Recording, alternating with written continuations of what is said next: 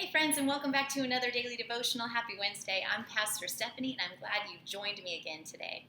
You know, this picture of this old barn hangs in our family room at my house.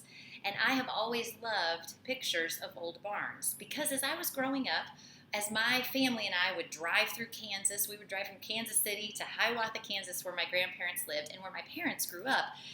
Many times my dad would stop along the side of the road if there was an old barn. And he would get out his camera, his old camera with the really cool lens on it, and he would take all kinds of beautiful pictures of these old barns. And then later they would get the pictures printed and they would put them in frames and they would hang around our house. And my dad would remember each place where the barn was. He would go by and he would say, I remember where this one was. I remember the day that I stopped and took a picture of this barn. And the thing that struck me about that was every time we drove past the barns, I thought they were old. I thought they looked kind of rickety and ragged, and they were made of old, worn-out pieces of wood that had weathered many storms, and they just didn't look all that beautiful to me until I saw them hanging on our wall. Because the angle at which my dad would take the picture brought out the beauty of the barn. You know, friends, sometimes in our lives we feel pretty worn out.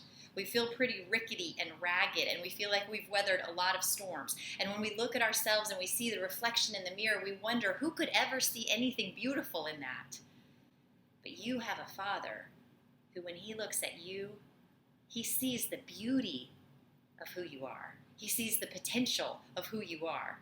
And the storms that you have weathered and the things that have made you a little ragged is part of what makes you beautiful.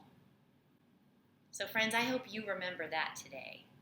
When you feel worn out, when you feel a little ragged, when you're tired of weathering storms, just remember it's part of God making you into who he wants you to be.